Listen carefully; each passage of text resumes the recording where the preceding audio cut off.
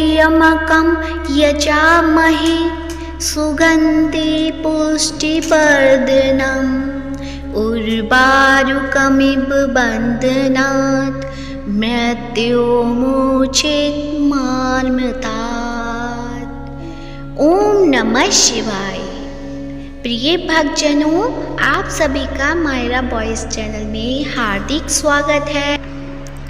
आप सभी को आषाढ़ अमावस्या की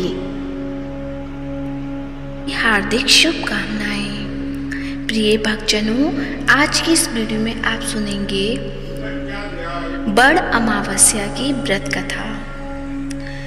बड़ अमावस्या यानी जेठ अमावस्या तिथि पितरों की शांति के लिए किए जाने वाले कर्म कांड के लिए महत्वपूर्ण मानी जाती है। इस दिन दान पुण्य करने का भी विशेष महत्व होता है। कहते हैं, जो व्यक्ति इस दिन अपने पितरों के नाम से पिंडदान और तर्पण करता है, उसके ऊपर से पितृदोष का अशुभ प्रभाव खत्म हो जाता है। कई लोग अमावस्या तिथि पर व्रत भी रखते हैं। इस दिन व्रत करने से मोक्ष की प्राप्ति होने की मान्यता है। तो आइए अब सुनते हैं बड़ अमावस्या की व्रत कथा। एक गरीब ब्राह्मण था जिसमें पति पत्नी और उनकी एक पुत्री साथ रहती थी। उनकी पुत्री समय के साथ धीरे धीरे बड़ी होने लगी। उस पुत्री में बढ़ती उम्र के साथ सगुणों का विकास हो रहा था। वो कन्या दिखने में बहुत सुंदर, संस्कारवान और गुणवान थी, लेकिन गरीब होने के वजह से उसका विवाह नहीं हो पा रहा था।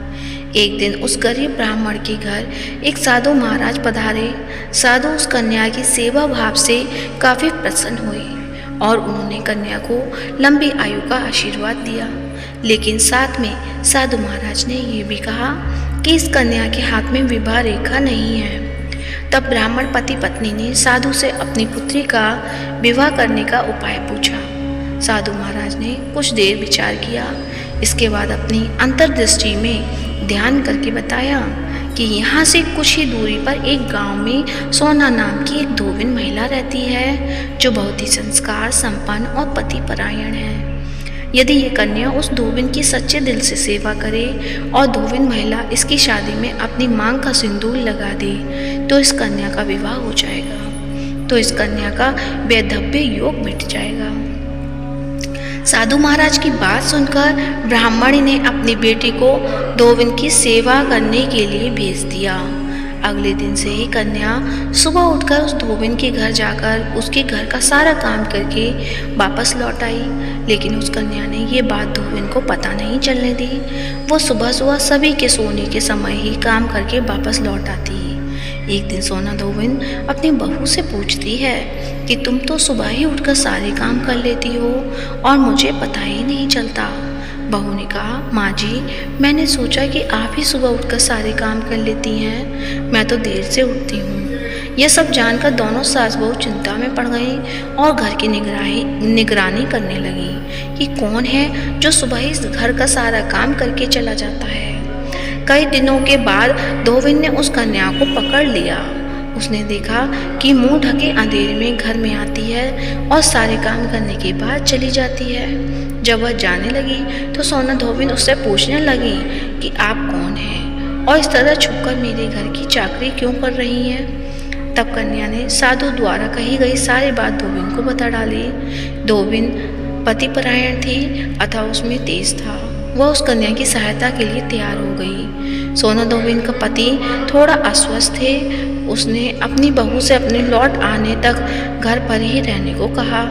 सोना धोबिन ने जैसे ही अपने मांग का सिंदूर उस कन्या को लगाया, वैसे ही उसका पति मर गया। सोना धोबिन उस दिन घर से बिना कुछ खाए पिए ही चली थी, यह सोचकर कि रास्ते में कहीं पीपल का पेड़ मिलेगा तो उसकी परिक्रमा करके ही जल ग्रहण करेगी। जिस दिन ये घटना हुई उस दिन सोमवती अमावस्या थी। ब्राह्मण के घर मिले पूरे पकवान की जगह उस धोबिन ने ईंट के टुकड़ों से 108 बार भंवरी देकर 108 बार पीपल के पेड़ की परिक्रमा की और उसके बाद जल ग्रहण किया। ऐसा करते ही उसका पति जीवित हो गया। तो प्रेम से बोलिए भगवान भोलेनाथ की जय हो। तो ये थी सोमवती अमावस्या की व्रत कथा। अब आप सुनेंगे अमावस्या पर सुनी जाने वाली पूर्णिमा और अमावस्या दो बहनों की प्रचलित कथा। आप सुनते हैं अमावस्या और पूर्णिमा दो बहनों की कथा। एक राज्य में एक राजा और एक रानी रहते थे, जिसकी 4 संतानें थीं, 2 लड़के और 2 लड़की। एक लड़की का नाम पूर्णिमा तथा दूसरी लड़की का नाम अमावस्या था। पूर्णिमा घर के कामों में निपुण थी और घर का पूरा काम करती थी और भगवान की पूजा अर्चना भी किया करती थी। और उसकी दूसरी बहन अमावस्या ना ही घर का कोई काम करती थी, ना ही भगवान की पूजा अर्चना करती थी और ना ही गौ माता की सेवा करती थी। पूर्णिमा सर्वगुण संपन्न थी, फिर भी राजा और रानी अपने दोनों बेटों तथा पुत्री अमावस्या को ही प्यार किया करते थे और वह पूर्णिमा से प्यार नहीं करते थे, उसके साथ भेदभाव करते थे। राजा के चारों पुत्र और पुत्री धीरे धीरे बड़े हो रहे थे। जब वे बड़े हो गए, राजा ने अपने दोनों पुत्रों का विवाह योग्य कन्याओं के साथ करा दिया।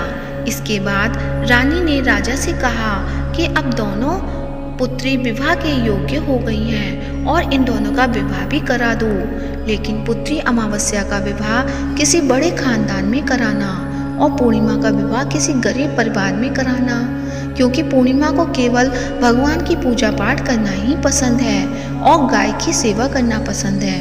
अब रानी ने राजा को दोनों पुत्रियों का रिश्ता तय करने के लिए भेज दिया।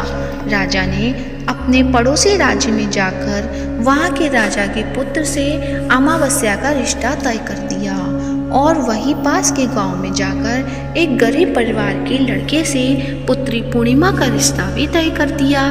यह सारी बात जाकर राजा ने अपनी रानी से बताया तो रानी यह सोचने लगी कि अब देखते हैं कि भगवान इसकी मदद कैसे करते हैं। यह बहुत ही पूजा पाठ करती है और भगवान में मगन रहती है।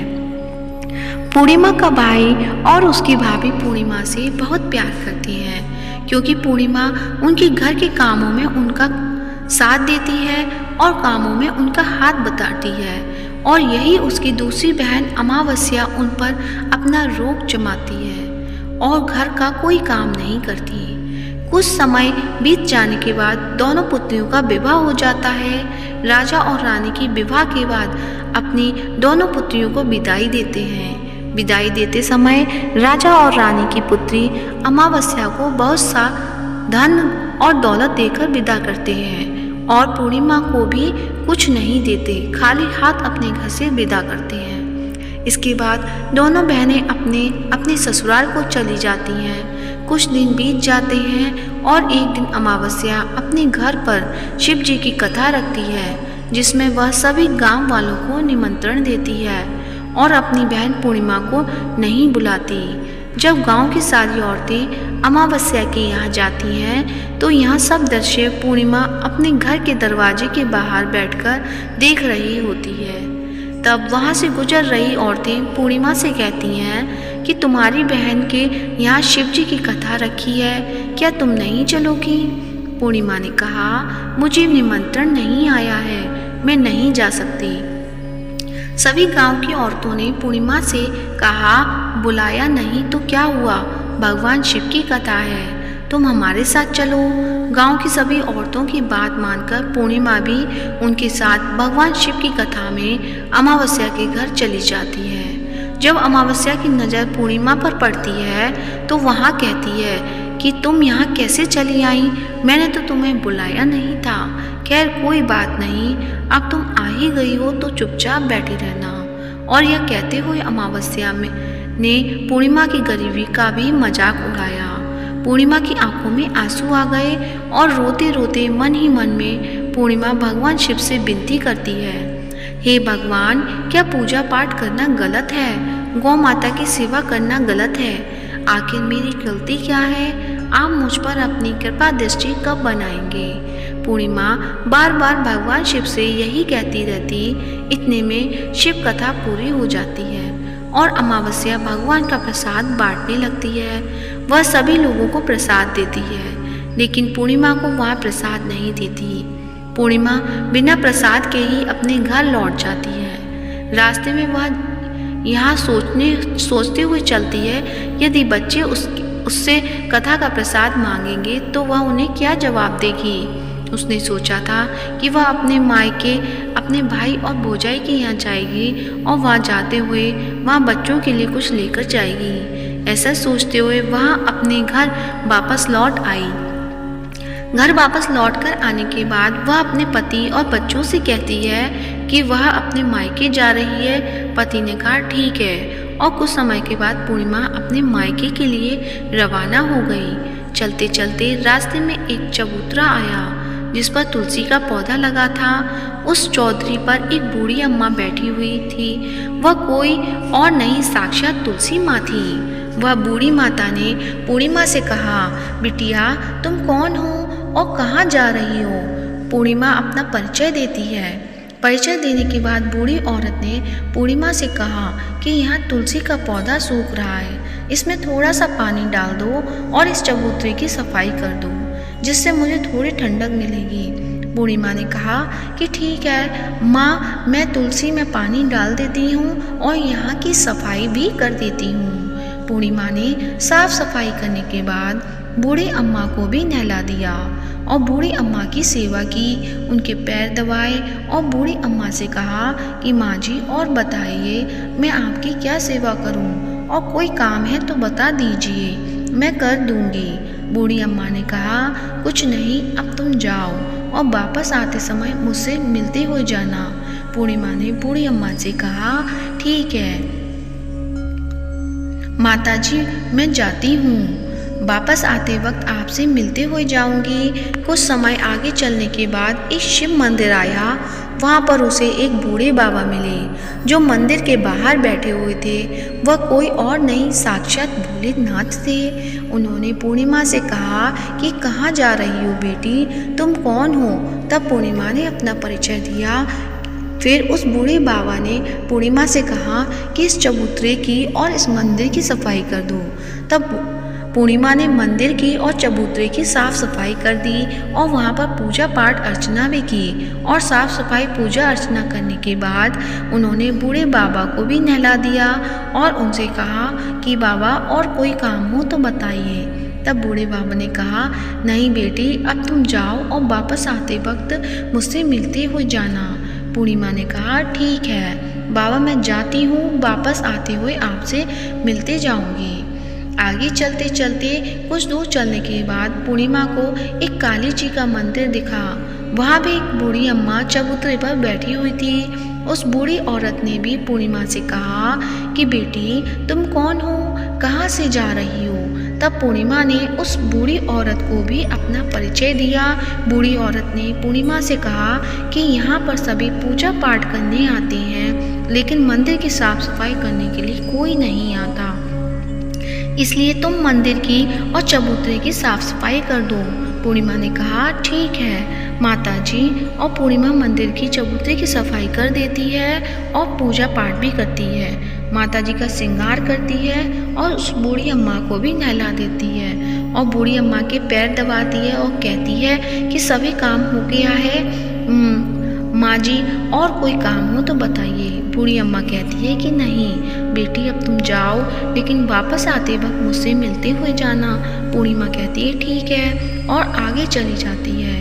आगे चलते चलते एक नदी आती है। वहाँ पर भी एक बूढ़ी अम्मा बैठी रहती है और वहाँ कहती है कि बेटी तुम कौन हो और कहाँ से आई हो। उसे भी पूर्णिमा अपना परिचय देती है और बूढ़ी औरत से कहती है कि नदी पर स्नान करने तो यहाँ पर सब आते हैं, लेकिन यहाँ की साफ सफाई कोई नहीं करता, इसलिए तुम इस किनारे पर साफ सफाई कर दो। पूर्णिमा कहती है ठीक है माँ जी, और वह साफ सफाई कर देती है और उस बूढ़ी अम्मा के पैर दबाती है और कहती है माँ जी और कोई काम हो तो बताइए। बूढ़ी औरत कहती है कि कुछ नहीं बेटी, तुम जाओ, लेकिन वापस आते वक्त मुझसे मिलते हुए जाना।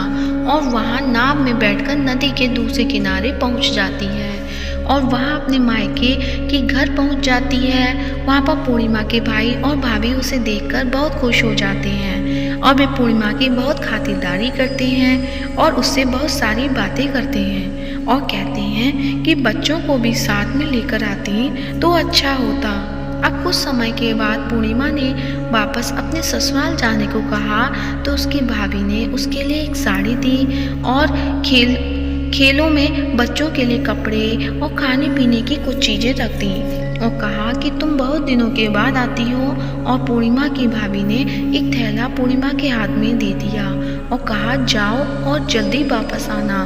इसके बाद पूर्णिमा वहाँ से अपने ससुराल के लिए रवाना हो जाती है और उसी नदी के किनारे पहुंची और नाव में बैठकर दूसरे किनारे पर उतर गई। वहाँ पर उतरने के बाद वहाँ पर उसे वही बूढ़ी अम्मा मिली जो साक्षात गंगा मैया थी।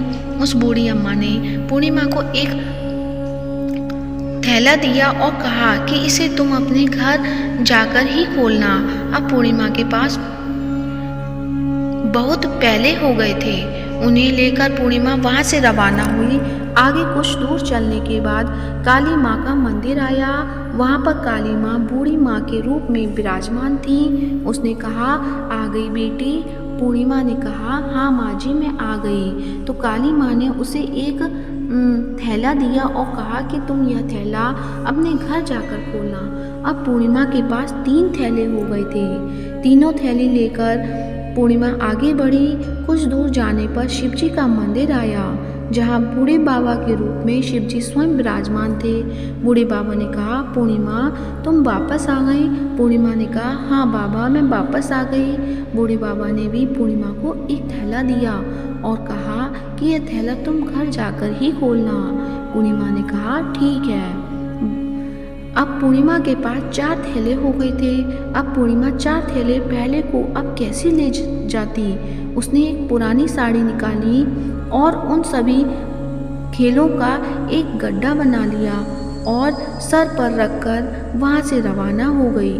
कुछ दूर जाने के बाद उसे तुलसी माँ बूढ़ी औरत के रूप में मिलती हैं और कहती हैं पूर्णिमा तुम आ गई। हाँ माँ जी मैं आ गई। बूढ़ी औरत भी उसे थैला देती है और कहती है कि यह थैला तू अपने घर जाकर ही खोलना।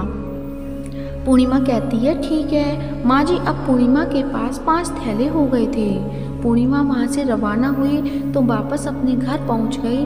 पूर्णिमा ने बच्चों को नीचे रखा और सबसे पहले अपने मायके के थैले खोलकर देखने लगी। उसने बच्चों के लिए अच्छे अच्छे कपड़े और खाने पीने की चीज़ें थी और उसने कुछ गहने भी थे। पूर्णिमा ने कपड़े अपने बच्चों को दे दिए और खाने पीने की चीज़ें भी बच्चों को दे दी। बच्चे ये सब पाकर बहुत खुश थे। आप पूर्णिमा ने दूसरा थैला खोला जो उसे गंगा मैया ने दिया था। उसमें ढेर सारे हीरे जवाहरात सोना चांदी आदि थे। इसके बाद अब पूर्णिमा ने तीसरा थैला खोला तो उसे काली माँ ने दिया था।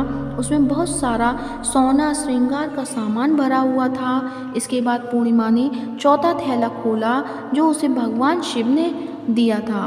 उसमें बहुत सारा धन संपत्ति भरा हुआ था और बहुत सारी खुशियाँ भरी हुई थी। इसके बाद अब पूर्णिमा ने 5वां थैला खोला जो उसे तुलसी माँ ने दिया था।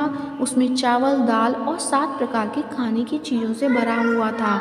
उसमें चावल दाल और 7 प्रकार की खाने की चीज़ें थीं। उसका घर धन धान्य से भरा हुआ था और परिपूर्ण था। अब पूर्णिमा और उसका परिवार सुख से जीवन व्यतीत करने लगा।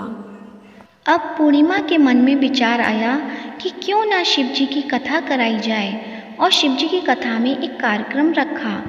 पूर्णिमा ने गांव के सभी लोगों को निमंत्रण दिया और घर घर जाकर सभी लोगों को बुलाया। पूर्णिमा अपनी बहन अमावस्या के घर भी गई और अमावस्या को भी शिव जी की कथा के लिए उसने अपने घर बुलाया। जब अमावस्या पूर्णिमा के घर शिव जी की कथा में आई तो उसने देखा कि पूर्णिमा के घर में किसी भी चीज़ की कोई कमी नहीं है।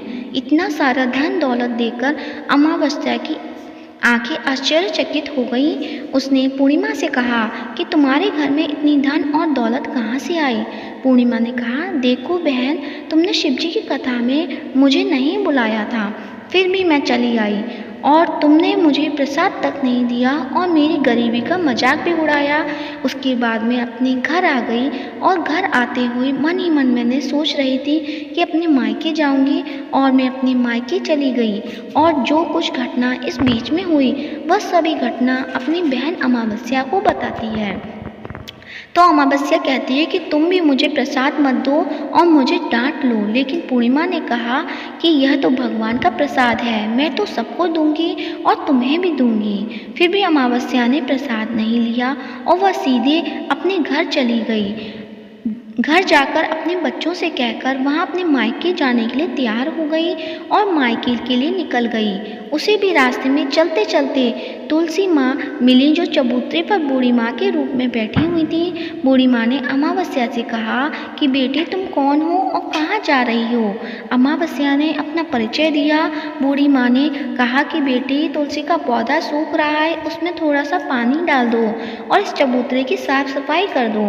इस पर अमावस्या ने कहा बुढ़िया तुझे दिखाई नहीं दे रहा कि मैंने इतनी महंगी साड़ी पहन रखी है, यह गंदी हो जाएगी। ऐसा कहकर वहाँ से आगे चली गई। आगे जाने पर उसे भगवान शिव मिले जिसे भी उसने ऐसा ही कहा।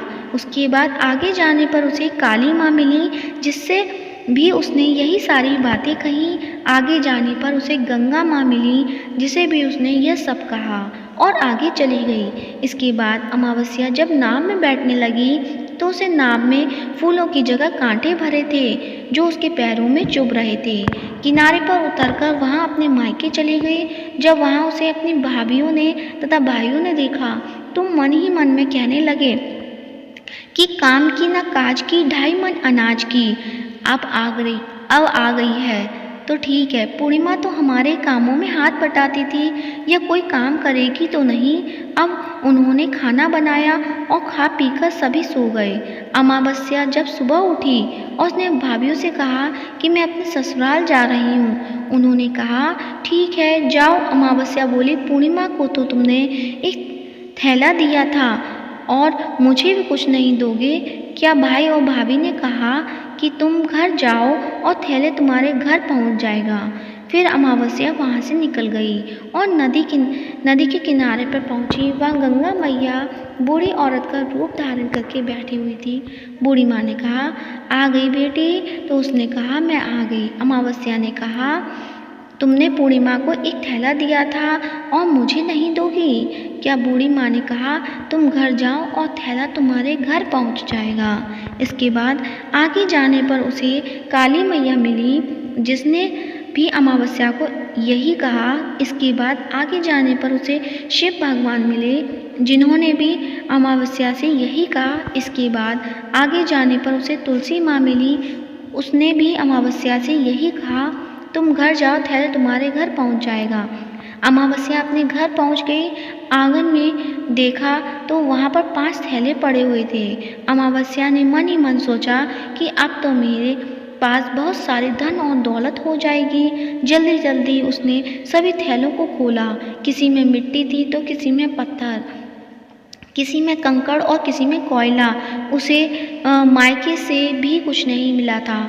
इन थैलों में कुछ भी नहीं था। अमावस्या दौड़ती हुई पूर्णिमा के घर गई और कहती है तुम्हें तो इतना सब कुछ मिला, मुझे तो कुछ नहीं मिला, आखिर क्यों? तो पूर्णिमा कहती है कि जब मैं अपने मायके जाती हूँ तो अपने भाभियों के साथ उनके कामों में हाथ बटाती हूँ, उनके साथ मिलकर काम करती हूँ, लेकिन तुम ऐसा कुछ नहीं करती, उनकी इज्जत भी नहीं करती, इसलिए वह तुम्हें भला क्या देंगे। इसके बाद तुमने गंगा मैया को ठुकरा दिया और काली माँ को भी ठुकरा दिया और भगवान शिव को भी तुमने ठुकरा दिया। इसके लिए उन्होंने तुम्हें कुछ नहीं दिया। अमावस्या कहती है कि बहन तुम मुझे माफ़ कर दो, मैंने तुम पर हमेशा अत्याचार किया है, मुझे कुछ नहीं मिला तो कोई बात नहीं, मैं भी भगवान की भक्ति करूँगी और सब कुछ प्राप्त कर लूँगी, मुझे इन सब चीज़ों का रहस्य बताओ। तो पूर्णिमा ने कहा कि तुम 3 सूत्र का ज्ञान ले लो और उसकी कथा करना। पहले सूत्र में दया मांगना और दूसरे सूत्र में कथा मांगना और तीसरे सूत्र में 108 बार ओम नमः शिवाय का जाप करना। बहन भगवान भगवान ने यही सूत्र दिए हैं, इनको अपने हृदय में बसा लेना। मैंने भी यह 3 सूत्र अपने जीवन में अपनाए थे और सच्चे मन से भगवान की भक्ति पूजा पाठ की थी। फिर भगवान ने मुझे यह सब कुछ दिया और तुम्हारे पास जो कुछ था वह भी सब खत्म हो गया। इसके बाद अमावस्या अपने घर गई और भगवान की पूजा पाठ करने लगी। भगवान शिव ने उसने माफ़ी मांगी और गौ माता की सेवा भी की और दूसरों की मदद भी की। तो ये थी अमावस्या और पूर्णिमा, 2 बहनों की कहानी। जैसा भगवान शंकर ने पूर्णिमा के साथ किया वैसे सभी के साथ करें। ऐसे ही हमें सच्चे भाव से अपनी भक्ति करनी चाहिए, जिससे हमें भी अपना पूजा का फल प्राप्त हो सके। प्रिय भक्तजनों, आज की कथा अच्छी लगी है तो वीडियो को लाइक कीजिए और कमेंट बॉक्स में ओम नमः शिवाय अवश्य लिखें और साथ ही चैनल को सब्सक्राइब करें। हर हर महादेव। ओम नमः शिवाय।